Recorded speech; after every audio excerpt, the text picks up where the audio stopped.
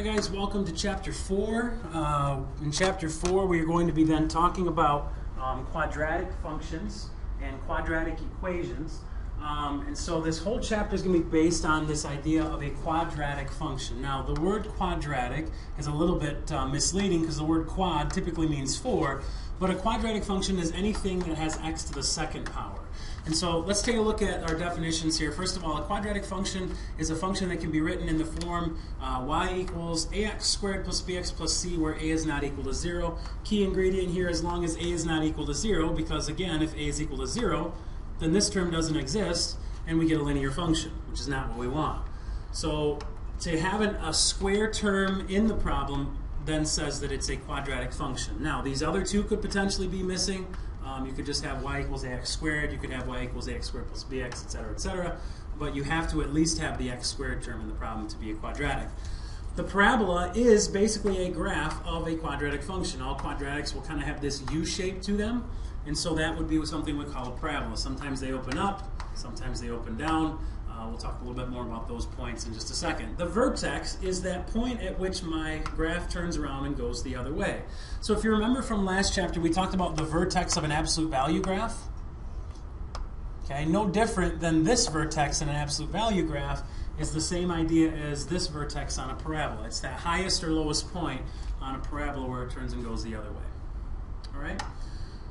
Okay, you have some parabola, let's just say it looks like this. And every parabola is symmetrical right down the center. So if I were to draw a vertical line right down the center, the axis of symmetry is some line x equals some constant c. And that that axis of symmetry runs right through the vertex, and it splits my parabola in mirror images of one another. So it's a vertical line that divides a parabola into mirror images and passes through the vertex. All right. Now, minimum and maximum values, it says for y equals ax squared plus bx plus c. The vertex's y-coordinate is the minimum value of the function if a is more than 0, and the maximum if the value of a is less than 0. So you can basically just put, for this one, you can put top or bottom of the hump. And for now, we're going to be very unspecific about how you get a maximum or a minimum, and when we start talking a little bit more in the lesson, this will make a little bit more sense. But in any case, it's the top or bottom of the hump. So for example, this parabola opens up, and so this number down here would represent the minimum value of the parabola because it's the smallest point that it gets down to before it goes back up. If my parabola opened the other way, for example, it opens down, now this point happens to be the maximum value. It's the highest point on the hump. And again, we'll get into graphs of what those mean and how we get graphs that open up or down in just a few moments here. All right, so first of all, let's talk about the parent function for any quadratic function. All quadratic functions are based on the function y equals x squared, or in this case we say f of x equals x squared. The graph is shown below. So how we would get this graph is we would effectively make a chart for x and y. X squared, f of x equals x squared, is centered about the origin. Our vertex is right at the origin, 0, 0. All right? And so if I put in values like -2, -1, 0, 1, and 2, effectively the y value is when I square that. So -2 squared is 4, -1 squared is 1, 0 squared is 0, 1 squared is 1, 2 squared is 4. And so if I plot those points, 1, 1, 2, 4, and -2, 4, we can connect those with a smooth shape. And again, you'll see that that becomes something called a parabola. All right, for f of x equals ax squared, and for any quadratic function, ax squared plus bx plus c, where b is equal to 0. So essentially, as long as this term doesn't exist, or if it's just ax squared. So if it's just ax squared, or if it's ax squared plus some number on the end, as long as there's no middle term right here, my graph is not going to be kicked right or left at all. It's simply going to be centered about the origin. Now it's going to be, centered about the y-axis. It could be lower, it could be higher, it could be flattened, it could be steeper. There's a lot of different things that we could potentially do to this. We could flip it upside down. But as long as there's no bx term, this particular problem is, this parabola is going to be centered across the y-axis. All right? And the axis of symmetry is the line x equals 0. Now remember, lines that say x equals are vertical lines, so this is a collection of all the points where the first number is 0. So there's some other number for y, but 0c, so you'll notice that makes this line right here. All right? So, in taking a look at the example on top of the next page, you're graphing the equation y equals ax squared plus c. Notice on this problem there is no bx term. No bx. There's no x to the first power anywhere in this problem. So that tells me that the axis of symmetry of this problem, it's going to be centered somewhere across the y-axis. Now, is it shifted? Is it stretched? Is it moved? Is it flipped? I don't know that yet, but I know that my parabola is going to be centered about this line right here. All right, so because of that, I'm going to pick numbers from my table that are kind of centered around the value of x equals 0. So I pick 0 for x, and then I'm going to pick some numbers on the right side of it, like 1 and 2, and I'm going to pick numbers on the left side, like -1 and -2. Now, as I plug these values of x into my function, we're not going to take the time to show you how we actually do this. You guys can use a calculator. The value of y, when x equals -1, for example, well, when I plug in -1 to this thing, this becomes -2 times -1 squared plus 2. And I'll let you guys use a calculator, but you're going to come up with 0 here. When I plug in -2, I get -2 squared times -2, and then add 2 to that, I get -6. Now, because of the mirror image, because of the fact that this is symmetrical, this and this are equidistant from the center. So if x is -1 and y is 0, then when x is 1, y is also 0, because these have to be symmetrical. They have to match on both sides of my axis of symmetry. When x is equal to 0, y is equal to 2. That's right here. When x is equal to 1, y is equal to 0, so that's this point here. When x equals -1, y is 0, which is that point there. When x equals 2, y equals -6. And when x equals -2, y equals -6. So again, notice the symmetrical nature of this thing, and then it goes this way. So draw the smooth curve through the points. Compare the graphs of -2x squared plus 2 and y equals x squared. Now, the original graph, y equals x squared, is up here. Okay, again, that's a parabola that opens up, centered about 0, 0. So what happened to this new graph? Well, the new graph was shifted up 2 units. Anybody want to take a guess as to why? Well, if you guessed because of this plus 2 right there, you're exactly right. We take this x squared, whatever this component of x squared is, and then we move it up 2 units. All right? And so we're going to move the vertex up 2 units. And so right here you'll see the point 0, 2. That's the top of my parabola. The -2 as a coefficient does 2 things. It stretches the graph out by a factor of 2. So again, as we talked about that absolute value business from last chapter, we said the slope of the right branch is now 2. Well, we don't talk about slope when we're talking about parabolas, but we can say that it makes it narrower because we're stretching out by a factor of 2. Because of the negative, it flips it upside down, so now the parabola opens down. All right? And again, it's narrower, and it opens down. The vertex is located 2 units higher because of the plus 2. All right? Now, they don't all work out that way. Sometimes, when we start working on some of these things, we're going to be taking a look at some of them that have something else in them, and that's that middle term, this bx term. All right? So when they have this bx term, they're no longer centered about the y-axis. The characteristics of the graph of y equals ax squared plus bx plus c when b does not equal 0 is the graph opens up if a is more than 0, and the graph opens down if a is less than 0. So effectively, if this number is positive, the graph looks like this.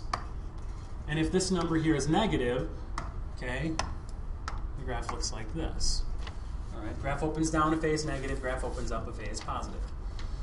Now, they talk a little bit about this. It says the graph is narrower than the graph of y equals x squared if the absolute value of a is more than 1. So basically what we're saying here is, look, if you're multiplying by a number bigger than 1, it's going to stretch it out. It means it's going to make it narrower. It's going to be flatter or wider if a is less than 1. Now, why are we talking about absolute values? Because we're saying the magnitude of the number. So if I had y equals -4x squared, this is going to stretch by a factor of 4, and this negative is going to make it flip upside down, like the example right above it there in red. All right? So we're just going to worry about the magnitude of this number first, and that's where we're doing the absolute values here. All right. If the number is less than 1, for example, y equals 1/2 x squared, this 1/2 is going to make it wider because that number is less than 1. Now, the axis of symmetry, this is key and critical. we are no longer centering our graph about the y-axis anymore. Because of this bx term, since since b is not equal to 0, that means there is an x to the first power, x to the first term in my problem. Because of the x to the first term, this kicks my graph left, right, up, or down. All right? And so the axis of symmetry in this graph happens to be then negative b over 2a. All right? Now, you might ask, well, what the heck is b? B is that number right there. So as I told you before, once this b gets in here, that moves my graph left or right. All right? The question is how much? It's going to have something to do with this a value as well. And so this is the b and this is the a from this equation, or expression rather, negative b over 2a. All right. So the axis of symmetry is x equals negative b over 2a, and the x value for the vertex is also negative b over 2a. Because effectively, if this line right here is my axis of symmetry, then the x value at that line is negative b over 2a. The y-intercept is c. You might ask, well, how do I know that this graph is always going to cross the y-axis at c? Let's take a look at our original. Y equals ax squared plus bx plus c. Once again, please recall that the y-intercept for any graph, not just linear graphs, the y-intercept is when x equals 0. So if I plug x equal to 0 into this and to this whole term is gone, and this whole term is gone. So when x equals 0, y is equal to c. Well, that tells me that the y-intercept of any quadratic function is this number right here. So that number will always determine where the graph crosses the y-axis. So the point 0c is on the parabola, whatever the point 0c is. All right, so let's take a look at an example. It says graph the function in the form y equals ax squared plus bx plus c. Now, the first thing we have to do is we have to identify the coefficients. Because this leading coefficient is just negative, it's negative 1, b is 4, and c is 3. Okay? In this case, because a is less than 0, the parabola is going to be opening down. Again, because this number is negative, the parabola opens down. So I know I'm going to have something like this kind of a shape. The question is where do I put the vertex? Well, the vertex will be at negative b over 2a, so it's negative b, which in this case b is 4, so negative 4 over 2 times negative 1. So 2 times negative 1 on the bottom becomes negative 2. Let's just slide the 4 on the top for right now. So you get negative 4 over negative 2, and negative 4 over negative 2 is just simply 2. So we now know that the axis of symmetry is at 2. I'm going to draw a dashed line at x equal 2. Remember, x equals lines are vertical lines at that value of x. Once I know that x is 2, I know my graph is shaped kind of like this. I don't know where, though. Is it kind of like this? Is it like this? Is it more like this? I don't know where we put it, right? So what we're going to do then is we're going to say, look, what's the y value then that goes along with x equals 2? Well, just like we've talked about before, that simply says, all right, well, if I want to know what the value of y is when x equals 2, I simply plug 2 in for x. Negative 1 times 2 squared plus 4 times 2 minus 3. 2 squared is 4, make it negative, that's negative 4. This term right here becomes 8, and so that's positive 4 minus 3, which is 1. So my vertex is at the point 2, 1. And again, remember, that's over 2 up 1. There's the vertex. That's the top of my hump. Now, it's not enough to just say, there's my vertex. All right? We should be able to draw the axis of symmetry in here now. Okay, again, we already kind of did that. But the axis of symmetry is at x equals 2, so we're going to kind of make that a dashed line there. My parabola is going to be centered across this line right here. All right? Centered across this line right here. The question is where do my points go? So we draw the axis of symmetry at x equals 2. We then know that the y-intercept is this value c. So this number right here is my y-intercept. Down 1, 2, 3, that's my y-intercept. Now, because of the symmetrical nature of my graph, I know that that's 2 to the left of my axis of symmetry. So if I go 2 to the right of my axis of symmetry, that happens to be the point 4, negative 3. And that point is also on my graph. And so we have 4, negative 3. So we kind of want to find a number in between, so they just guess, okay, well, let's pick when x equals 1, because we're going to have something kind of like this, Again, I'll just kind of undo that in a second. We're going to have something kind of that shaped, all right? But the question is where? So let's evaluate x equals 1. So we have a number kind of on this line somewhere. So when x equals 1, this is negative 1 times 1 squared plus 4 times 1 minus 3. And when I do all of that, I end up getting that x is equal to, y is equal to 0. So when x is 1, y is 0, and that happens to be this point right here. All right? Now, because of the symmetrical nature of my graph, if that's 1 to the left, I should be able to go 1 to the right. And so when x is 3, y is also 0. Now I've got a few points, and I can use these 3 points on this side to make a curve, and these 3 points on this side to make a curve. And I have a very good sketch of what that might look like. Okay? And that's making a graph from an equation that's in standard form. So talking a little bit about minimums and maximums, the minimum value of a parabola is down on the bottom. Now, in this case, because this parabola opens up, we know that this value right here is greater than 0. All right? So if a is greater than 0, my parabola opens up, and so the vertex is on the bottom of the hump, so it will represent a minimum. If a is less than 0, my parabola opens down, and so that vertex is going to be a maximum value. It's going to be on top of the hump. All right, so on the top of the next page then, it says, tell whether the function y equals negative 3x squared plus 12x minus 6, blah, blah, blah, blah, blah. This part right here is completely irrelevant at the moment. We're just looking at this right here. We want to know, does this have a minimum or a maximum value? Well, because the leading coefficient's negative, we know my parabola looks something like this. So my vertex is going to be what? A max or a min? Well, you might guess, because a is less than 0, the function has a minimum value.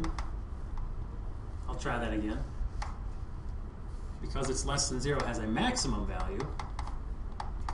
Because once again, if a is less than 0, the parabola opens down, and the vertex is on top of the hump, so this is going to have a maximum value. It's the highest point on the parabola that it reaches before it turns and goes the other way. The question is what is that maximum value?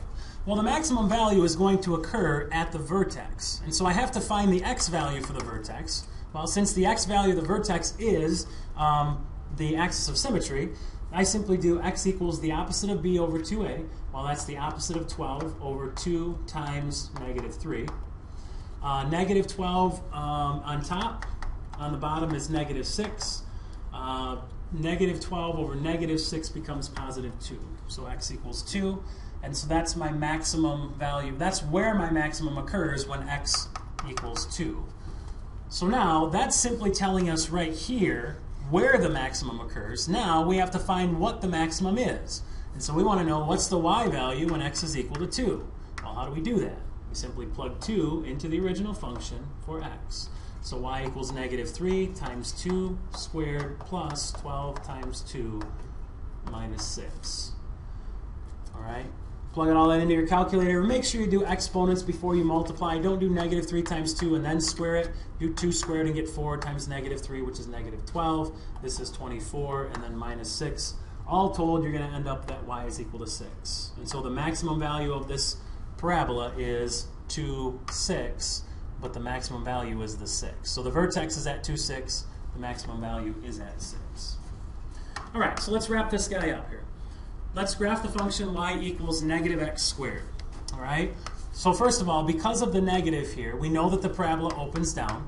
And because there is no bx term, we know that it's centered across here.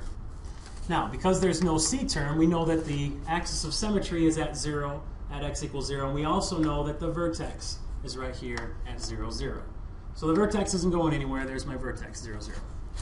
So I'm going to center my graph around 0, 0. I'm going to pick some numbers to the left. I'm going to pick some numbers to the right. Now, what do we do first? We square the number and then make it negative. So this becomes negative of negative 2 squared, negative of negative 1 squared, negative of 1 squared, negative of 2 squared. So I simply take the negative sign, I leave it as it is, and I square that number. So powers first. This is negative 2 times negative 2, which becomes positive 4, and then make it negative, so it's negative 4. This is negative 1 squared, which is 1, make it negative, which is negative 1. This is 0, 0, which we know, because again, 0 squared is 0, make it negative, it's still 0. 1 squared is 1, and then make it negative, it's negative 1. 2 squared is 4, make it negative, it's negative 4. Okay? So if x is negative 2, y is negative 4. That's down here. If x is negative 1, y is negative 1. Okay? 1, 2, 3. I guess I have to be able to count to do this job, don't I, guys? When x is 1, y is 1, and when x is 2, y is negative 4. And we get this parabola right there. And that's good enough. How about number 2? Well, once again, since there is no bx term, I know that this thing is centered across the y-axis. Because this is positive, I know my parabola opens up. And so since there is no bx term, this number is my y-intercept. So the graph is going to cross right there. Now again, my graph is symmetrical across the y-axis, so this happens to be my vertex, the point 0, 3. The question is, from there, can I make some other points and make a table? Well, notice that my chart counts by 2's here, right? If you look at the graph, we're counting by 2's. So I'm going to put in some values for x that are centered around when x is 0, y is 3. Let's do like negative 2 and negative 4 and 2 and 4. All right? And again, I'm choosing to count by 2's here on my chart because my graph counts by 2's. So let's just do 2 squared. 2 squared is 4 times a third becomes 4 thirds. And then 4 thirds plus 3 becomes 4 and 1/3, or 4.3 repeating. So when x is 2, y is 4 and a third, roughly in there. All right? Now, because of the symmetrical nature of my graph, if I go 2 to the right, I get to 4 and a third. Go 2 to the left, I also have 4 and 1/3. So this becomes roughly there. All right? When x is 4, we square 4 and get 16, and then a third of 16 is 16 thirds, and then plus the 3. 16 thirds is the same thing as 5.3 repeating. And then add the 3 to it, and I get 8.3 repeating. And so when x is 4, 2, 4, y is 2, 4, 6, 8, and then just a little bit more right in there. Same thing here. When x is negative 4, we have 2, 4, 6, 8, and a little more. And then we go ahead and we connect those dots with a smooth curve. And there's my graph of 1/3 x squared plus 3. All right? All right, what about this guy that has a bx term in it? This one gets a little bit more challenging. So because of the bx term, we now have to find the axis of symmetry first. So we know the graph opens up because that's positive. The first thing we've got to do is we've got to find our axis of symmetry. My axis of symmetry is at negative b over 2 times a. So it's negative of negative 4, which becomes positive 4, over 2, which is 2. So my axis of symmetry is right here at 2. The y value that goes with that is then going to be, when I plug 2 in here for this and this, the y value that I get becomes 2 squared, which is 4, minus 8, which is negative 4, and then plus 2 becomes negative 2. All right? And so the point 2, negative 2 is my vertex right there. All right? And again, I got this y value by simply plugging the x value that I found for the axis of symmetry in, and then getting the y value that goes with it. Now I know my graph is centered at x equal 2. So let's make a chart. Here's my x's, here's my y's. Let's put 2 in the middle, and I know when x is 2, y is negative 2. My graph counts by 1, so let's go like 3 and 4, and then let's go to the left at 1 and 0. All right? Now, we know that the graph crosses the y-axis at 2.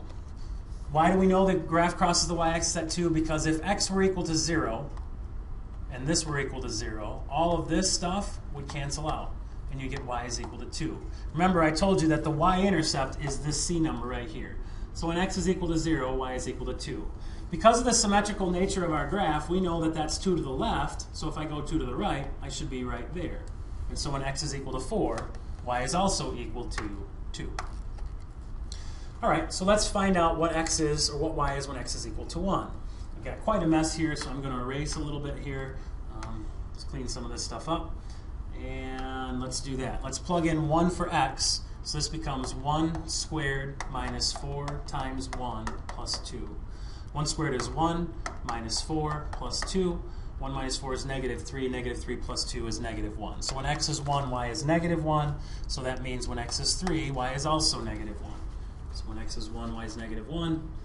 When x is 3, y is also negative 1, and there's my graph. All right. For number 4, it does not actually ask you to make a graph of these things. All right. But we should be able to find the minimum value. Now, first of all, why do we know it's a minimum? Because this is positive, so that means my parabola opens up. So the minimum is going to be down here somewhere. Right? The question is where? Well, the minimum is going to occur at the axis of symmetry. So it's at negative x equals negative b, which is negative 6, over 2 times a, which is 2. So negative times a negative is positive. 6 over 4 is 6 over 4, or 1.5. So when x is equal to 1.5, so my picture is obviously no good. When x is equal to 1.5, y is equal to whatever it is, but at least I know that that's where my my minimum value occurs. There's 1, there's 2, so probably like right in here somewhere. The question is where do I put the bottom of my hump? Well, I'm just going to plug in 1.5 for x here and here. This becomes y equals 2 times 1.5 squared minus 6 times 1.5 plus 6. I'll let you guys plug all that into your calculator, but anyway, you get y is equal to positive 1.5. So conveniently, the x and the y are both 1.5. Now I don't know very much about the rest of this graph, but I know it kind of looks like this-ish because this number is on the bottom. Again, you didn't actually have to make the graph, but hopefully the graph helps it to make sense for you. So that's lesson 4.1. Hopefully that goes well. Like I said, we're going to get into graphing another way, but the only real good way to do this is by using this table feature and using some of the components of the graph, like the axis of symmetry and the y-intercept. And if you know how to find those two things, that should serve you very, very well.